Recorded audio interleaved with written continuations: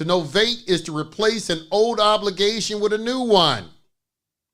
Okay, so for example, a supplier who wants to relinquish a business customer might find another source for the customer. If all three agree, the contract can be torn up and replaced with a new contract that differs only in the name of the supplier.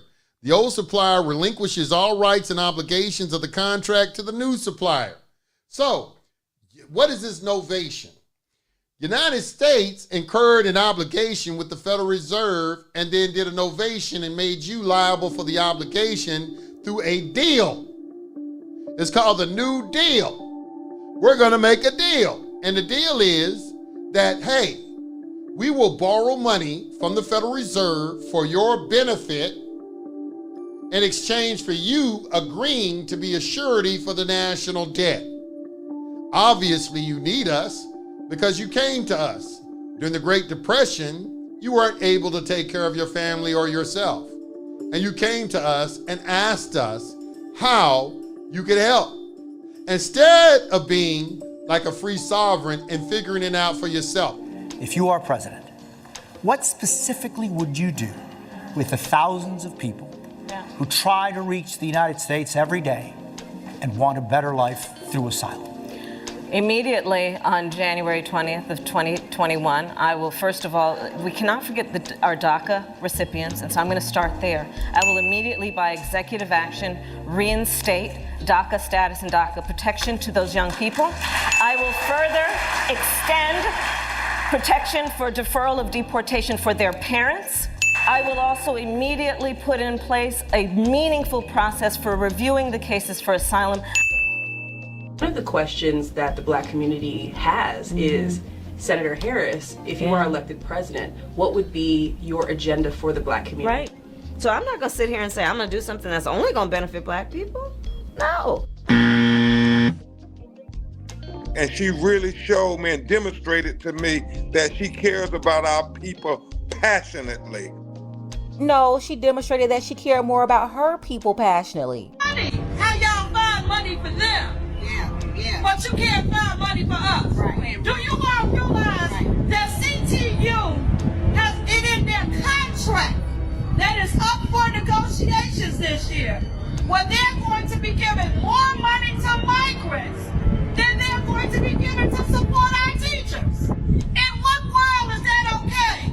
You want to give migrant kids $2,000 a month for a stipend in your contract?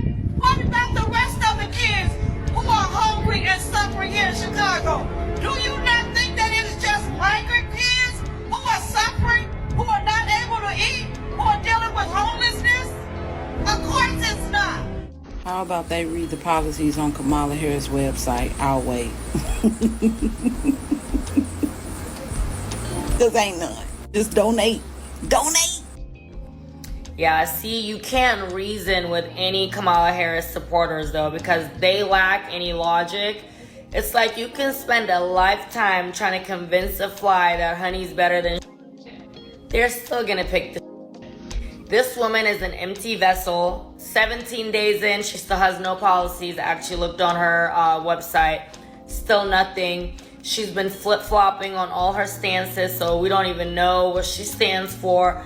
We don't know anything. We don't know anything, and they're still cheering her on. You know, the market crashed yesterday. I think we're about to go into a recession.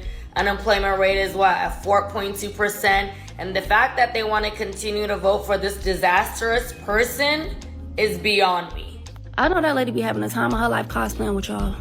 I know when she go home at the end of the night, she be like, these N-words with the E-R, not the A, are so damn stupid. I don't have to waste my time writing no speech. I ain't gotta waste my time telling them what my policies, morals, and stances is for the America and what I plan on doing for America.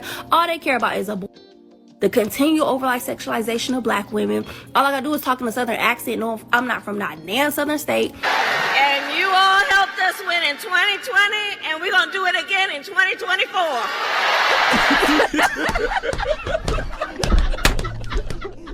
And give them a little backyard barbecue with some check sodas and a little two-step. That's all they care about. They don't care about nothing else. I know she be like, y'all are so stupid. Who remembers that? Who remembers the infamous Kamala Harris tweet. A whole bunch of minorities, not a single black person. I'm going to tell y'all what she's going to do. She's going to bring back diversity, equity, and inclusion. Kamala Harris is going to bring back diversity, equity, and inclusion. But guess what? You will still be excluded because you don't understand how diversity, equity, and inclusion goes. She's going to include the East Indians, her family and race. Kamala Harris is going to take care of the East Indians, her family and race. Kamala Harris is an East Indian presidential candidate. She's going to take care of the East Indians. She's going to take care of the Asians, the Chinese. She's going to take care of the Latinos, the Native Americans, the immigrants, the rainbow gangers, the feminists. Guess who's going to be left out?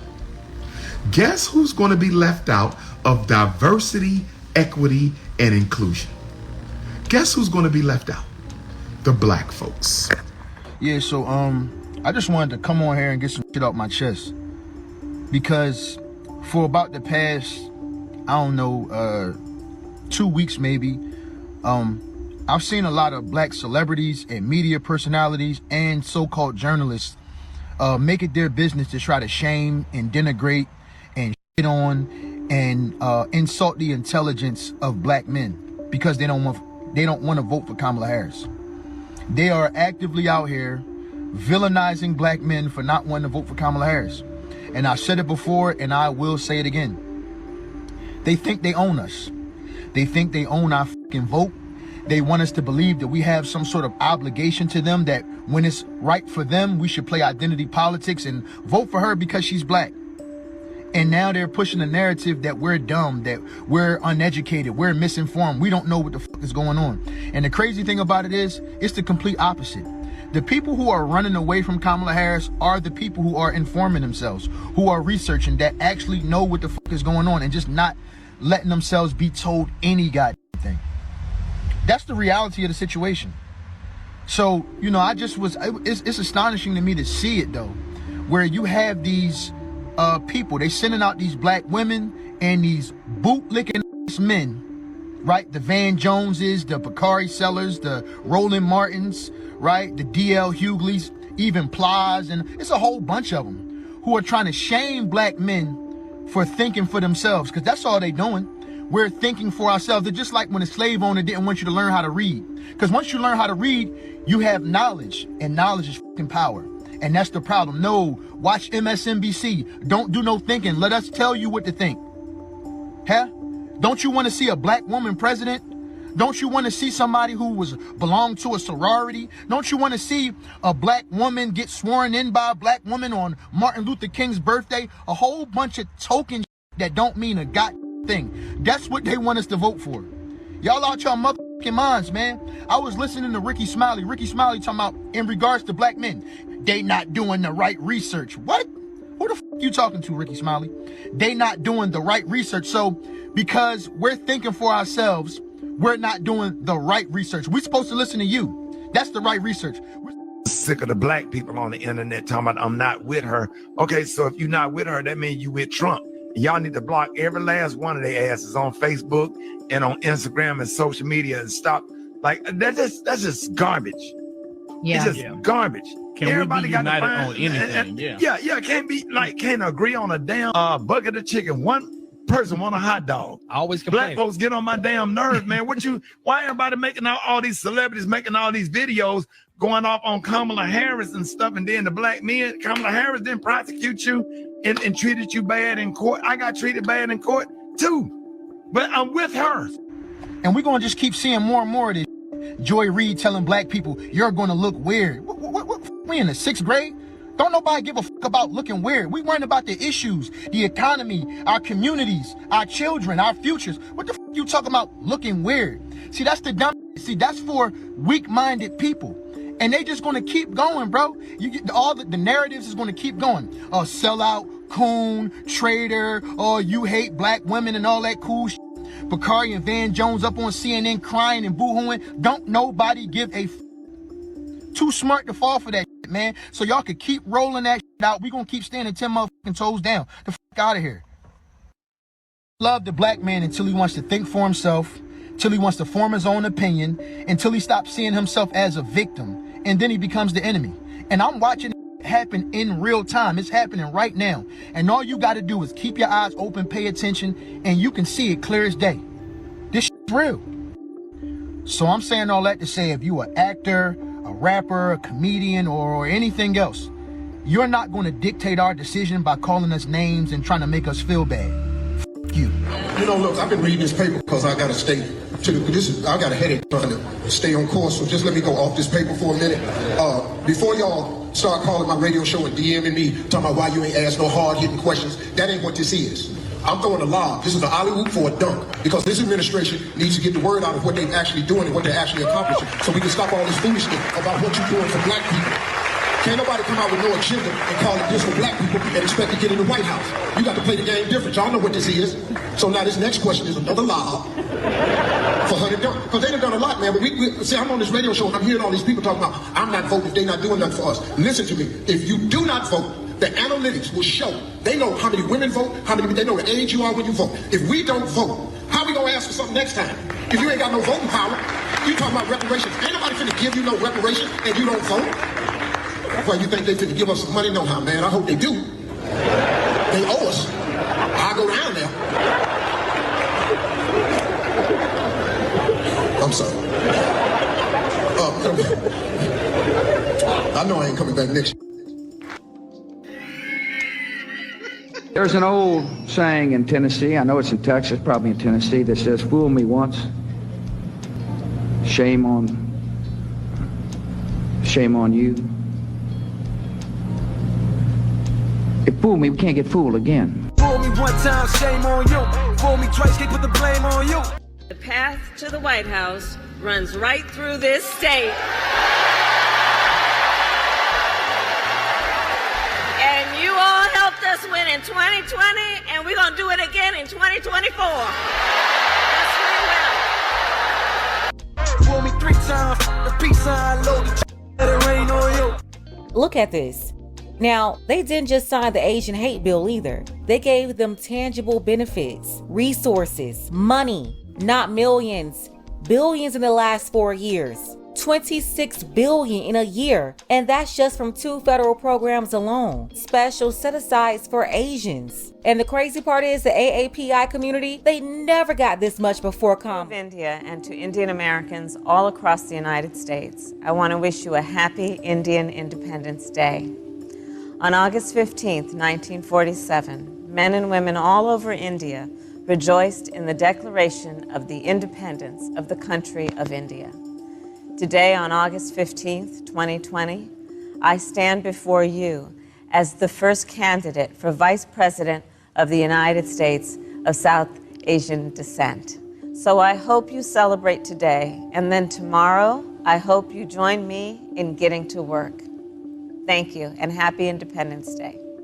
When you're talking about the South Asian community, we're talking about the Indian community more specifically, it is a growing community in the United States in terms of its voting bloc, in terms of its participation, and I think the party knows that and knows that this is part of our collective community, and there needs to be outreach and inclusion. And certainly you could become the first Indian senator in U.S. history, which would be quite an accomplishment. Knock wood. Kamala Harris, Attorney General of California, U.S. Senate candidate, thank you so much. Thank you so much. How do you share this happiness right now? I'm very happy. I mean, naturally, I'm very happy to be, it's my sister's daughter. Like my daughter she is, so it's very happy about it. Basically, a woman from Tamil diaspora who's making such a huge success in the US. It's all credit goes to my sister. My sister, her mother, went to US in 1958. And she's lived there, and she's a very strong lady, and she brought her children up very well. So if Kamala whatever Kamala is today, the credit goes to my sister and no one else. I've known her a long time indirectly, not directly very much, and she was always of Indian heritage, and she was only promoting Indian heritage. I didn't know she was black until a number of years ago when she happened to turn black, and now she wants to be known as black. So I don't know, is she Indian or is she black? She has always But you know identified what? as a black woman. She went to a historically black college. I respect either one, but she obviously doesn't, because she was Indian all the way, and then all of a sudden she made a turn and she became a black person. Just to be clear, sir, do And you I believe think, that I think she is somebody should look into that too when you ask continue in a very hostile, nasty tone. And she was everybody's favorite Hindu Indian prosecutor and attorney general and senator, and now she becomes black. But, you know, I met her daddy, fine gentleman, Professor Harris. And the problem with her being black is Professor Harris says he's Caucasian, mixed Irish and Hindu. He doesn't have any black ancestors, but his Irish ancestors owned a lot of slaves in Jamaica and had them to work on plantation. So if mama is on the birth certificate listed as a Caucasian, daddy says he's a Caucasian Hindu and has no black ancestors, how did she get to be black?